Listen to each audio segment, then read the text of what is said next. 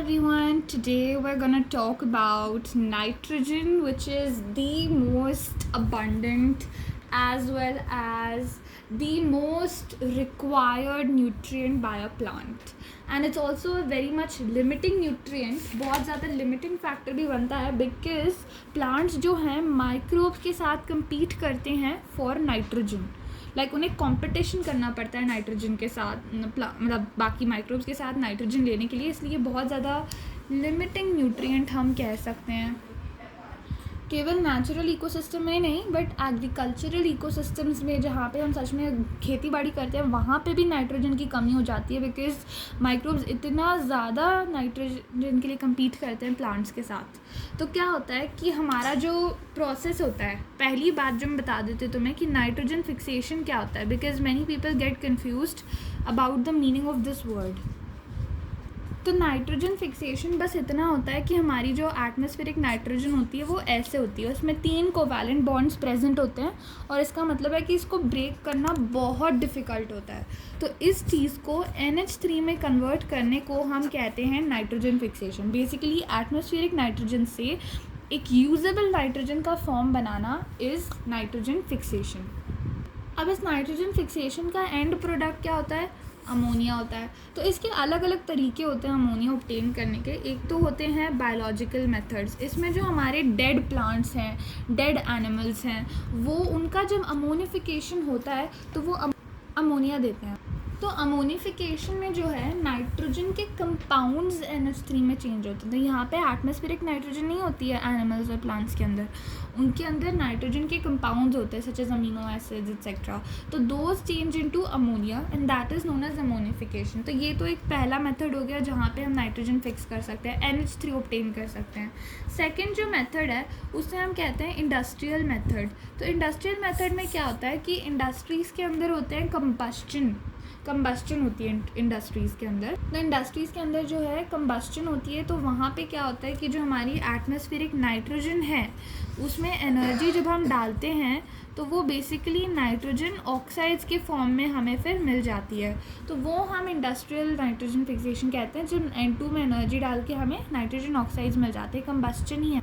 यहाँ पे जो है NH3 की जगह नाइट्रोजन के और कंपाउंड्स जो बहुत रिएक्टिव हैं, है ना, related compounds which are very reactive, तो उनमें भी अगर ये कन्वर्ट हो जाता है तो उसको भी हम नाइट्रोजन फिक्सेशन ही कहते हैं because atmospheric nitrogen is highly unusable. या अमीनो एसिड्स में जो nitrogen it is highly unusable. So converting them to something that is usable, that will be the main purpose of nitrogen fixation. जैसे यहाँ पे NH3 में हो रहा है, यहाँ पे नाइट्रोजन ऑक्साइड्स में चेंज हो रहे हैं. थर्ड जो हमारा आता है ये होता है इलेक्ट्रिकल नाइट्रोजन फिक्सेशन. तो इसमें भी जो है नाइट्रोजन ऑक्साइड में ही चेंज होती है by usage of lightning, UV rays या फिर पावर जनरेटिंग स्टेशंस. वहाँ पे भी नाइट्रोजन जो है नाइट्रोजन ऑक्साइड्स में चेंज हो जाती है. तो ये एक और प्रोसेस है नाइट्रोजन फिक्सेशन का. अब लास्ट जो प्रोसेस होता है डीनाइट्रिफिकेशन, ये नाइट्रोजन फिक्सेशन का उल्टा है. जहाँ पे हम नाइट्रोजन को इतना यूजेबल फॉर्म में चेंज कर रहे हैं, डीनाइट्रिफिकेशन अच्छी खासी यूजेबल नाइट्रोजन को जो है अनयूजेबल नाइट्रोजन में चेंज कर देता है. So denitrification is kind of like the opposite of nitrogen fixation. None of this is very hard and fast because even industrial nitrogen fixation can lead to the formation of NH3. Even biological nitrogen fixation can start from gaseous nitrogen. तो कुछ भी हो सकता है. इसमें से कोई भी ऐसा नहीं कि ज़रूरी है कि नाइट्रोजन ऑक्साइड ही बने, NH3 भी बन सकता है. यहाँ पे भी nitrogen gas can be the starting product. So either way ये 4 मेथड्स होते हैं mainly for nitrogen fixation. Next we have something known as nitrification. So बहुत बार कन्फ्यूजन होता है कि नाइट्रोजन फिक्सेशन और नाइट्रिफिकेशन के बीच में डिफरेंस क्या है. सो नाइट्रोजन फिक्सेशन इज़ हमेशा एटमॉस्फेरिक नाइट्रोजन टू अमोनिया है, और nitrification is ammonia to nitrogen oxides. तो जब नाइट्रोजन ऑक्साइड्स जैसे कि नाइट्रेट्स कहते हैं इसे, तो उसमें जब कन्वर्ट करें तो उसे हम कहते हैं नाइट्रिफिकेशन. और अगर गैसेस N2 को हम NH3 में चेंज करें तो दैट इज़ नाइट्रोजन फिक्सेशन. ये मेनली डिफरेंस होता है. ये फर्स्ट स्टेप होता है और ये सेकेंड स्टेप होता है. तो ये फर्स्ट स्टेप कैसे होता है कि हम दो NH3 के मॉलिक्यूल्स उठाते हैं और फिर हम उसके साथ रिएक्ट करवाते हैं 3 ऑक्सीजन के मॉलिक्यूल्स। तो ये भी 2 स्टेप्स के थ्रू होता है नाइट्रिफिकेशन। तो इसमें हम जो बैक्टीरिया यूज़ करते हैं नाइट्रोसोमोनाज यूज़ कर सकते हैं, या फिर हम नाइट्रोकॉकस यूज़ कर सकते हैं। Any of these 2 bacteria can be used for this purpose. और जो हम बनाते हैं फिर आते हैं हमारे 2 ऑब्वियसली प्रोटॉन निकलते हैं और 2 वाटर के मॉलिक्यूल्स निकलते हैं। तो इस तरीके से और क्या निकलता है, बस इतना ही निकलता है। I am just kidding. आगे एक और भी चीज़ निकलती है ऑब्वियसली जो हमें चाहिए। हमें नाइट्राइट मिलता है इस प्रोसेस से, NO2- मिलता है। तो ये फर्स्ट स्टेप का जो प्रोडक्ट है ये हम यूज़ करते हैं सेकंड स्टेप में। तो जो सेकंड स्टेप होता है, ये स्टेप नंबर 1 था, इसको हम यूज़ करते हैं स्टेप नंबर 2 में। तो स्टेप नंबर 2 में हमारे पास होता है NO2-, इसमें हम डालते हैं ऑक्सीजन। ऑक्सीजन को हम यूज़ करते हैं इन प्रेजेंस ऑफ नाइट्रोबैक्टर। तो नाइट्रोबैक्टर की प्रेजेंस में हम इसको कन्वर्ट कर देते हैं नाइट्रेट में। तो फर्स्ट स्टेप में बनता है नाइट्राइट और सेकंड स्टेप में हमारा बन जाता है नाइट्रेट। तो इसमें एक चीज़ याद करने का मेथड ये है कि बेसिकली जो फर्स्ट स्टेप है इसमें ज़्यादा ऑक्सीजन लग रही है, लिटरली 3 मॉलिक्यूल्स ऑफ ऑक्सीजन लग रहे हैं, और हम एक 0 ऑक्सीजन से 3 हाइड्रोजन हटा के 2 ऑक्सीजन बना रहे हैं। तो पहली बात यहाँ पे 2 बैक्टीरिया लगेंगे, even though this is an और टाइप, बट फिर भी ऐसा याद रखो 2 बैक्टीरिया लगेंगे। This can also be and दोनों बैक्टीरिया भी लग सकते हैं या केवल एक बैक्टीरिया भी लग सकता है डिपेंडिंग ऑन द सिचुएशन। तो ये 2 बैक्टीरिया लगते हैं, और बिकॉज हम इतनी ऑक्सीजन ऐड करें तो यहाँ पे एक हो, दूसरा हो, तीसरा हो, चौथा हो, 5 हो, इतना ऑक्सीजन इनके नाम में ही आ जाता है। तो नाइट्रोसोमोनास, नाइट्रोकॉकस, तो ये फर्स्ट स्टेप में इतनी ऑक्सीजन यूज़ हो रही है इसलिए इनके नाम में इतने ओ हैं, प्लस हम इससे इस तरीके से याद कर सकते हैं कि पहले स्टेप में नाइट्राइट बनता है। फिर नाइट्राइट में एक मॉलिक्यूल जब ऑक्सीजन का डालते हैं तो हमें मिलता है नाइट्रेट। इसमें हम यूज़ करते हैं नाइट्रोबैक्टर। इसमें याद करने का तरीका है कि स्टेप बी में हम यूज़ करते हैं एक बी नाम का बैक्टीरिया। तो ये इस तरीके से वी कैन रिमेंबर इट। अब जो NO3- बना था, है ना, तो ये NO3- इसका क्या हुआ, ये बेसिकली प्लांट्स ने एब्जॉर्ब कर लिया। ठीक है, प्लांट्स एब्जॉर्ब करके इसको किस में भेजते हैं, लीव्स में भेजते हैं, और फिर लीव्स में ये जो है it is reduce to form NH3। Leaves में वापस NO3- से क्या बनता है, NH3 बनता है। तो यहाँ पे क्या चीज़ है ना, अच्छा ये NO3- की इफ़ यू आर वंडरिंग, तुमने ये एसिड सुने होंगे HNO2 सुना है, HNO3 सुना है। तो अगर ये केवल माइनस है इसका मतलब है कि जो प्लस है इसको न्यूट्रलाइज करेगा। एनीवे प्रोसीडिंग, तो ये प्लांट्स में क्या है, लीव्स में ये NO3- क्या बन जाता है, NH3 बन जाता है। तो बेसिकली क्या होता है कि लीव्स के अंदर हम वापस इसे अमोनिया में चेंज कर लेते हैं। हम इसे अमोनिया की तरह ट्रांसपोर्ट नहीं कर सकते because ammonia is a very toxic substance. जैसे हम लीव्स में जाके फिर NH3 में चेंज करते हैं, और NH3 से फिर हम क्या बनाते हैं, अमीनो एसिड्स बनाते हैं। तो ये चलता है। अच्छा ओके, तो मैंने बहुत सारे प्रोसेसेस के नाम बता दिए एक साथ, तो मैं अब तुम्हें एक बार समराइज़ कर देती हूँ तुम्हारे लिए सारे के सारे प्रोसेसेस जो मैंने बताए हैं। देखो पहले क्या होता है कि हवा में नाइट्रोजन है, या बायोलॉजिकल नाइट्रोजन है, या लाइटिंग में लाइटिंग के एटमॉस्फेयर में नाइट्रोजन है, या इंडस्ट्री में नाइट्रोजन है, कहीं पे भी ये नाइट्रोजन प्रेजेंट है। ठीक है, अब इसको जब हम NH3 में चेंज करते हैं, याद रखना, इसको जब हम NH3 में चेंज करते हैं तो इस प्रोसेस को क्या कहते हैं, इस प्रोसेस को क्या कहते हैं, करेक्ट, इसको हम कहते हैं नाइट्रोजन फिक्सिंग। ठीक है, तो N2 से NH3 को हम हमेशा नाइट्रोजन फिक्सिंग कहते हैं, पर इसका उल्टा प्रोसेस भी पॉसिबल है। इसका उल्टा भी होता है कि NH3 को हम N2 में चेंज करते हैं, तो उस चीज़ को हम क्या कहते हैं कि जब NH3 को N2 में चेंज करो तो इसको हम कहते हैं डी नाइट्रिफिकेशन। क्या कहते हैं, डी नाइट्रिफिकेशन। तो NH3 को N2 में करने को डी नाइट्रिफिकेशन कहते हैं, और ये यूजुअली एनारोबिक होता है, एनारोब से होता है, बताती हूँ किससे होता है, और ये ऑक्सीडेशन होता है। बिकॉज इसमें हम क्या करें, जब हम NH3 से N2 बना रहे हैं, तीनों हाइड्रोजन निकाल रहे हैं, तो ये ऑक्सीडेशन है, ये रिडक्शन है। ठीक है, तो ये जो हम बैक्टीरिया इसमें यूज़ करते हैं, तो इसमें हम यूज़ करते हैं पीटी डेनाई। पीटी नहीं करनी, बैक्टीरिया को पीटी नहीं करनी, इनको पीटी करना पसंद नहीं है। तो इनका नाम क्या है, स्यूडोमोनास एंड थायोबैसिलस। ठीक है, ये पीटी डेनाई वाले बैक्टीरिया हैं, इनको पीटी करनी पसंद नहीं है, तो इसलिए इनका नाम सूडोबैसिलस और सूडोमोनास और थायोबैसिलस है। पीटी डेनाई इसका ट्रिक है। अब ये NH3 किस में बदलता है, NH3 का हम बनाते हैं NO2 माइनस। अगर याद नहीं रह रहा तो HNO2 लिख लो, पर सही बात NO2 माइनस है, बिकॉज ये ऑक्साइड्स की बात करें, नाइट्राइट की बात करें। यहाँ से हम बनाते हैं बेटा NO3 माइनस। ये दोनों ही स्टेप्स क्या हैं, नाइट्रिफिकेशन है। नाइट्रिफिकेशन को मैं लिख रही हूँ NF से। NF का मतलब पता है ना, ओके नाइट्रोजन फिक्सेशन लगेगा, तो चलो कोई नहीं, नाइट्रिफिकेशन ही लिख देते हैं भैया। बच्चे सोचेंगे नाइट्रोजन फिक्सेशन लिख रही है टीचर, इट्स नाइट्रिफिकेशन। ओके, अब यहाँ से क्या होता है कि ये NO3 माइनस जो है अपटेक होता है किससे, प्लांट्स जो हैं इसको अपटेक करते हैं। जो NO3 माइनस है इसको प्लांट्स उठा लेते हैं भैया, कि चलो अब हम तुम्हें ले लेंगे। और फिर इन प्लांट्स को कौन खा लेते हैं, एनिमल्स, हमारे जैसे एनिमल्स, हमारे जैसे ह्यूमंस, ब्राह्मण्स वगैरह जो भी है, ठीक है। I don't mean to be casteist, but yeah. अब इन सब की क्या हो जाती है बच्चा, इन सब की हो जाती है मृत्यु। तो डेड बायोमास जो है, यहाँ पे डेड बायोमास अक्यूमुलेट हो जाता है। तो अब इस डेड बायोमास से हम फिर से क्या बनाते हैं, NH3 बनाते हैं।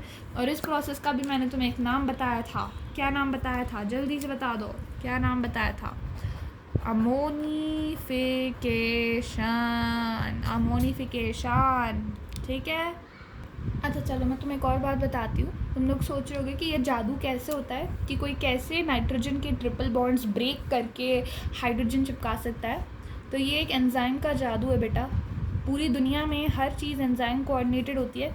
याद होगा कार्बोनिक एनहाइड्रेस कैसे CO2 ने पानी मिला के H2CO3 बनाती है। लिटरली 1 घंटे में 200 मॉलिक्यूल्स बना रही थी, और अब 1 सेकेंड में कितने बना रही थी, 1 सेकेंड में 6 लाख बनाने लग गई थी। तो हर चीज़ जो है एंजाइम कोऑर्डिनेटेड होती है। तो नाइट्रोजन फिक्सिंग जो है नाइट्रोजनेज के थ्रू होती है।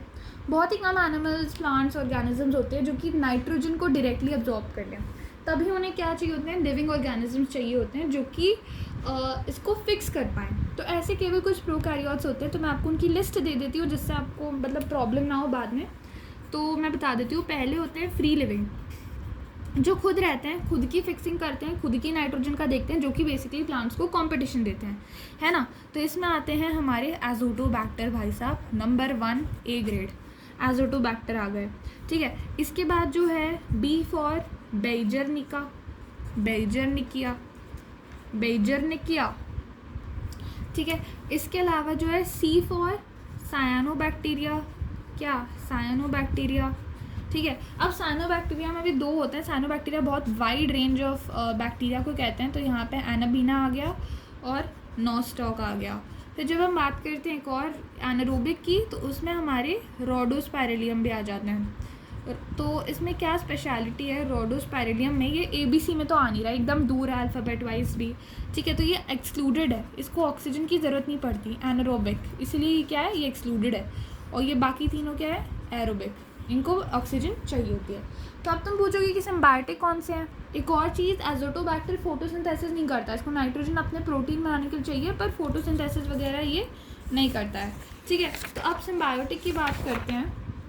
बेटा सिम्बायोटिक में जो सबसे प्रोमिनेंट रिलेशनशिप होती है ना, वो लेग्यूम और बैक्टीरिया की होती है। जो लेग्यूम्स के जो लेग्यूमिनस प्लांट्स होते हैं, जो उनकी रूट्स होती है, उनकी और बैक्टीरिया के बीच में जो रिलेशनशिप है, ये सबसे ज़्यादा प्रोमिनेंट होती है। लेग्यूम्स को ना दोस्ती करना बहुत आता है, तो वो बैक्टीरिया से आराम से दोस्ती कर लेते हैं।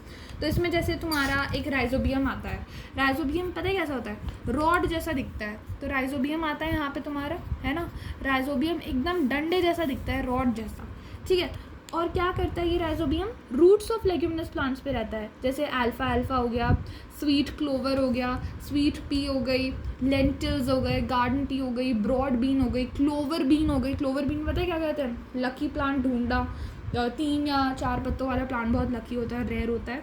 जब मिला तुम्हें तो कभी तुम खुश हो ना, ठीक है। और फिर जो है फ्रैंकिया भी आता है। फ्रैंकिया जो है नॉन लेग्यूमिनस प्लांट्स के पास जाता है। तो ये काफ़ी फ्रैंक बंदा है। फ्रैंक लोग कैसे होते हैं, वो मतलब एक अलग ही तरीके से दिखते हैं, वो लोग अलग ही रहते हैं, वो भीड़ में नहीं बढ़ते कि चलो तुम सब लेग्यूमिनस से दोस्ती करो, तुम लोग झुंड बना रहे हो, पिजियंस बन रहे हो, जाओ बनाओ, मेरे को कोई फ़र्क नहीं पड़ता। आई एम फ्रैंक AF, ठीक है। तो यहाँ पे A से आता है एलिनस, he's got the nerve to be frank। और एफ से आता है अपना फ्रैंकिया भाई। और एलनस क्या है, नॉन लेग्यूमिनस है, बिकॉज फ्रैंकिया क्या है, फ्रैंक है। Frankia is very very frank and Frankia is ready to take challenges and ready to accept challenges. तो फ्रैंक एस फ्रैंकिया तो ये इसकी ट्रिक है। ओके देखो, ऑल्सो इन दोनों में फ्री लिविंग कैपेसिटी है कि सॉइल में ये फ्री लिविंग रह सकते हैं, पर जब ये अपनी इन सब के साथ जाते हैं प्लांट्स के साथ, तो ये क्या बन जाते हैं, सिम्बायोंट्स बन जाते हैं। उनको भी रिटर्न में खाना मिल रहा है, तो कौन अवॉइड करेगा। Okay so now let's talk about nodule formation. ये क्या होता है, ये basically small outgrowths of root for associating with roots produced by nitrogen fixing bacteria. ये जो नोड्यूल्स होते हैं ना, ये अंदर से पिंक से होते हैं या रेड कलर के होते हैं, बिकॉज इनमें क्या प्रेजेंट होता है, इनमें प्रेजेंट होता है लेग हीमोग्लोबिन। ठीक है, अब ये क्या है, हीमोग्लोबिन से रिलेटेड नहीं है, थोड़ा सा फंक्शन सिमिलर होगा, बट ये क्या होता है कि ये पिंक कलर का होता है, इसलिए इसको हीमोग्लोबिन नाम दे दिया। और लेग का मतलब है लेग्यूमिनस, तो इसके अंदर क्या होता है, लेग्यूमिनस हीमोग्लोबिन होता है, और इसलिए बेसिकली रूट्स की बात कर रहे हैं ना, तो वो अंदर से पिंक ही होता है नोड्यूल्स, तो इसकी वजह से। तो ये बैक्टीरिया अपना घर कैसे बनाता है किसी रूट में, ये काफ़ी इंटरेस्टिंग चीज़ है एक्चुअली देखो तो, कि कैसे मतलब एक बैक्टीरिया जाके एक नॉर्मल सी रूट से इंटरेक्शन कैसे करता है, कैसे सिम्बायोटिक बनते हैं, वो क्या होता है। तो ये देखो, ये तुम्हारी क्या है, ये एक रूट है तुम्हारी। अब यहाँ पे ये है हमारा एक राइजोबियम बैक्टीरिया। तो इसने देखा कि यहाँ पे एक ससेप्टेबल रूट हेयर है, मतलब एक अच्छा रूट हेयर है। तो ये क्या करता है, ये इसके आसपास डिवाइड करने लग जाता है, खूब सारी क्वांटिटी में डिवाइड करने लग जाता है।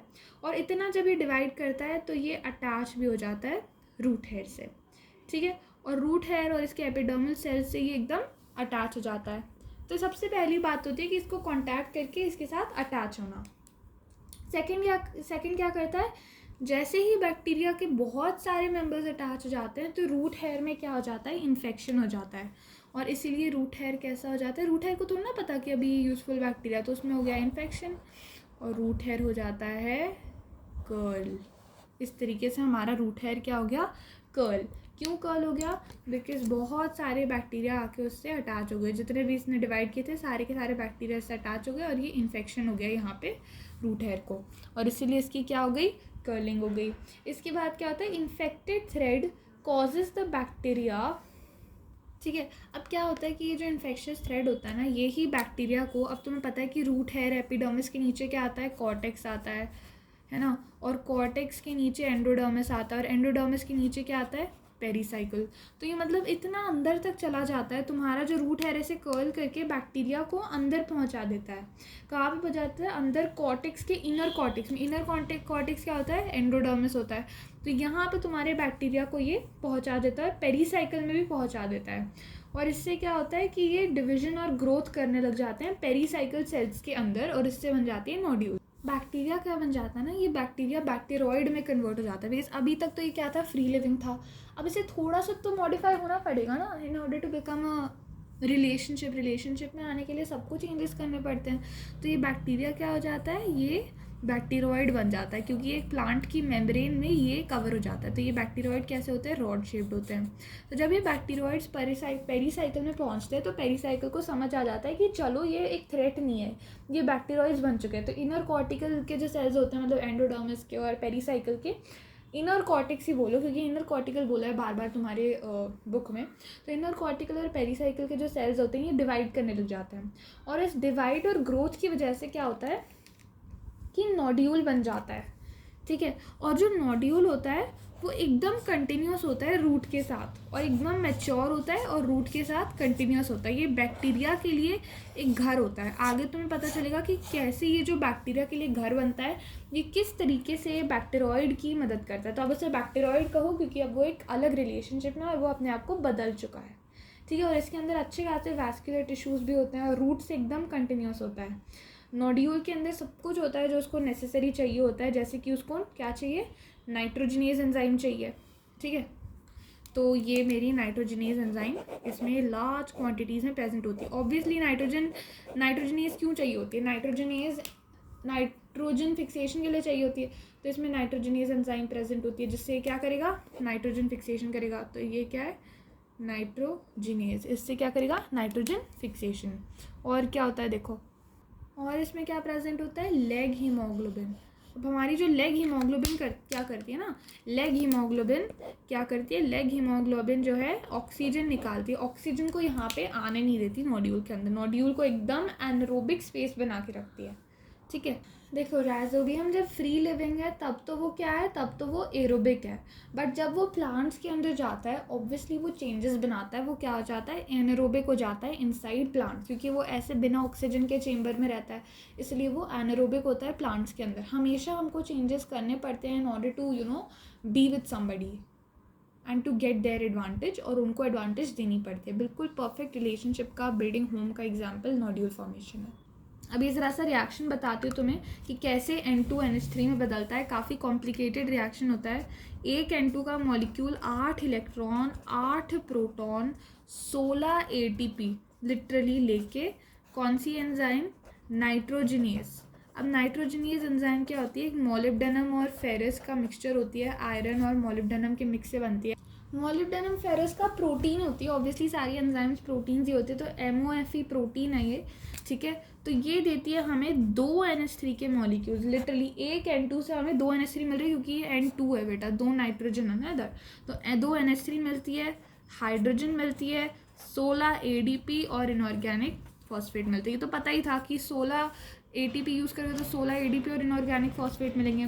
तो यही होता है, और ये होता है first stable product of nitrogen fixation. ये काफ़ी स्टेबल होता है, अमोनिया बहुत टॉक्सिक होता है, इतना स्टेबल और टॉक्सिक होता है कि इसको डिस्ट्रॉय करने के लिए हमें अगेन बैक्टीरिया वगैरह चाहिए होते हैं, ठीक है। और इसको नाइट्रोजनेज को ज़िंदा रहने के लिए एनारोबिक कंडीशन चाहिए, इसीलिए इसके नोड्यूल में हम एनारोबिक कंडीशन डेवलप करते हैं यूजिंग लेग हीमोग्लोबिन।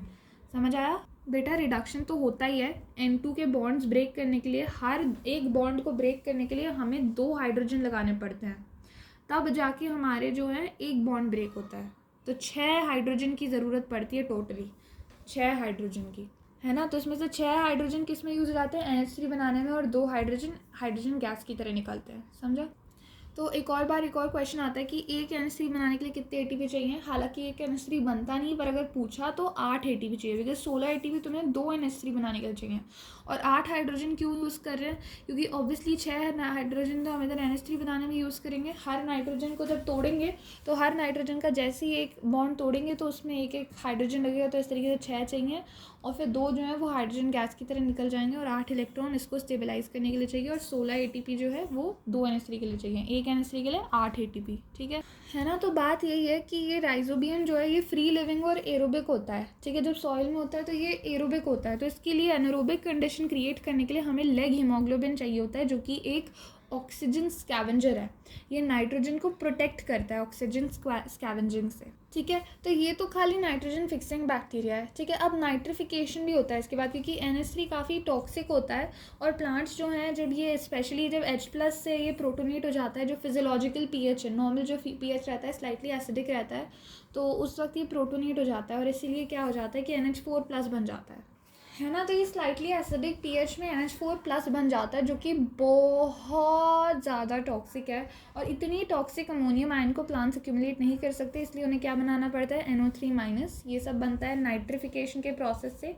तो ये NH4+ किस तरीके से यूज़ होता है अमीनो एसिड के सिंथेसिस में, ये मैं आपको बताती हूँ कि कैसे अमीनो एसिड सिंथेसाइज होते हैं यूजिंग NH4+। बेटा प्रोटीन बनाने के लिए, अमीनो एसिड बनाने के लिए तो NH3 चाहिए, बस ट्रांसपोर्टेशन में या प्लांट्स में स्टोरेज के लिए हम उन्हें नाइट्रेट में चेंज कर देते हैं, बिकॉज NH4+ बहुत ज़्यादा टॉक्सिक है। बट अगेन प्रोटीन्स बनाने के लिए तुम्हें NH4+ या NH3 ही चाहिए।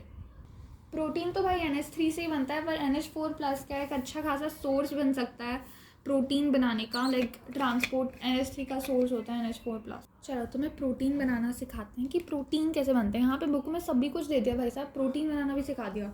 रिडक्टिव अमीनेशन होता है एक, जैसे तुम्हारा एक आता है अल्फा कीटो ग्लूटारिक एसिड, इसमें डालो तुम NH4+, है ना, ठीक है। और थोड़ी सी एनर्जी चाहिए होती है, क्या चाहिए होता है, NADPH चाहिए होता है। अब हम क्या यूज़ करते हैं यहाँ पे, हम ग्लूटामेट यूज़ करते हैं, एक तो ग्लूटामेट यूज़ करते हैं और डिहाइड्रोजिनेज यूज़ करते हैं। तो हमारा बेसिकली जाके बनता है ग्लूटामेट, ठीक है। इससे हमारा बनता है ग्लूटामेट, जो कि ग्लूटामिक एसिड है, जो कि एक अमीनो एसिड है, साथ में पानी बनता है और साथ में NADP बनता है। भाई साहब NADP का कोई काम नहीं है, बेसिकली NADP जो है वो NADP बनाता है जब वो एनर्जी रिलीज़ करता है। तो पर यही होता है अल्फा कीटोग्लूटारिक एसिड में जब NH4+ डालते हैं और एनर्जी की प्रेजेंस में ये ग्लूटामेट डिहाइड्रोजनेज 2 एंजाइम्स यूज़ करके ग्लूटामिक एसिड बनता है। तो समझिए ये होता है रिडक्टिव अमीनेशन। यहाँ पे हम रिडक्शन कर रहे हैं और अमीन ऐड कर रहे हैं। तो इस तरीके से हमारा पहला अमीनो एसिड बना। देखो इसका फॉर्मेशन, इसका जो प्रोसेस है वो काफ़ी कॉम्प्लिकेटेड है, so don't go into that. बस ये देखो कि अल्फा कीटोग्लूटारिक एसिड है भैया, ग्लूटारिक एसिड से हम ग्लूटामिक एसिड बना रहे हैं, नहीं हाँ, तो ग्लूटारिक से हम ग्लूटामिक बना रहे हैं भैया। क्या स्पेशल बात है इधर, ग्लूटारिक से ग्लूटामिक बना रहे हैं, ग्लूटामिक एसिड बना रहे हैं। तो वही बात है, ग्लूटारिक से हम ग्लूटामिक बना रहे हैं। याद रखना R से हम M में जा रहे हैं, हम रिवर्स में जा रहे हैं। इतना हमें N ऐड कर रहे हैं ना तो हम M बन रहा है। I don't know what I am saying right now, I am very tired but I am just saying कि ग्लूटारिक से हम मिक बना रहे हैं। ये यहाँ पे हो रहा है रिडक्टिव अमीनेशन में। नेक्स्ट बताती हूँ। देखो अब ट्रांस अमीनेशन बनाती हूँ। यहाँ पे ट्रांसफ़र होता है। क्या होता है कि ये पहला तुम्हारा अमीनो एसिड है HCO-, ठीक है, पता है ना, यही तुम्हारा टिपिकल ये क्या है, ज्विटर आयन है, ठीक है, क्योंकि यहाँ पे जो है, यहाँ पे NH2 की जगह NH3 है, यहाँ पे COH की जगह CO- है, तो ये ज्विटर आयन है, ठीक है। अब इसे क्या कहते हैं, इसे कहते हैं ग्लूटामिक एसिड। तो ये तुम्हारा वही है जो तुम्हारा ग्लूटामिक एसिड यहाँ पे बना, ये मैंने यहाँ पे यूज़ कर लिया, ठीक है। इसके साथ तुम क्या डालो, ये R1 है, ये कोई सा ग्रुप है, यहाँ पे डालो C+O COO-, और यहाँ पे तुम डालो कीटोन भी है और कार्बोक्सिलिक एसिड भी है और यहाँ पे एक ग्रुप अटैच्ड है, ठीक है। ये क्या है, ये अमीनो एक्सेप्टर है और ये अमीनो डोनर है, ठीक है। ये डोनेट करेगा और ये एक्सेप्ट करेगा। तो ये NH3 कहाँ जाएगा, ये NH3 इस कार्बन पे जाके लगेगा। तो NH3 जो है डोनेट करेगा और ये एक्सेप्ट करेगा। तो जब ये एक्सेप्ट करेगा तो क्या बनेगा, R1 रहेगा। यहाँ पे ये R1 वाला ग्रुप जो है यही रहेगा, है ना। सिंस NH3 चला जाएगा तो क्या होगा बताओ जल्दी, R1 का फेट ये होगा C+O COO-, ठीक है।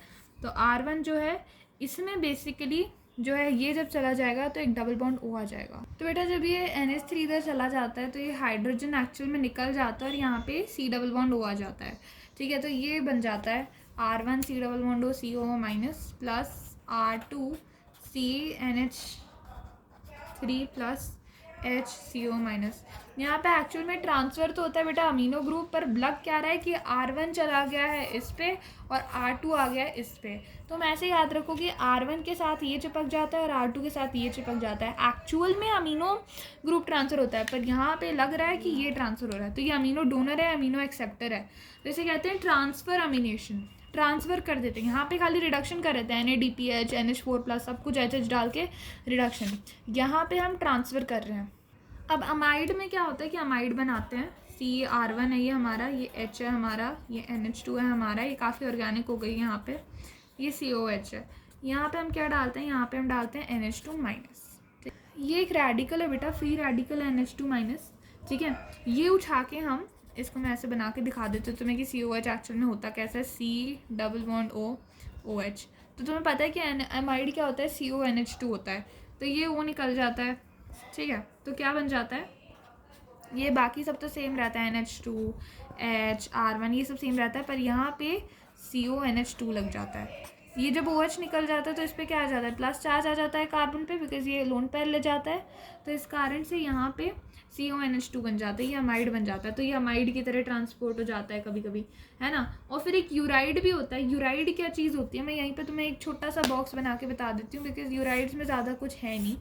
तो यूराइड्स क्या होते हैं तुम्हारे, along with transpiration streams nodules of some plants like soybean, they export fixed nitrogen as ureides. तो सोयाबीन जो है वो नाइट्रोजन को यूराइड की फॉर्म में ट्रांसपोर्ट करती है। अब यूराइड कैसा होता है, स्ट्रक्चर क्या होता है, नॉट रिक्वायर्ड फॉर यू, बस ये देखो कि यूराइड की फॉर्म में ट्रांसफ़र करती है। इसका जो N/C रेशियो होता है, नाइट्रोजन अपॉन कार्बन, वो काफ़ी हाई होता है, मतलब नाइट्रोजन बहुत ज़्यादा होता है, कार्बन बहुत कम होता है।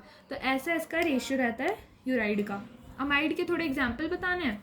अमाइड का बेटा एग्जाम्पल बताना है तो अगर एस्पार्टिक एसिड के साथ करो, जैसे ये तुमने क्या किया है, तुमने किसी स्पेसिफिक अमीनो एसिड के साथ किया, अगर यहाँ पे एस्पार्टिक एसिड यूज़ करती तो मेरा जो अमाइड बनता वो क्या होता, एस्पेरेजीन होता, ठीक है।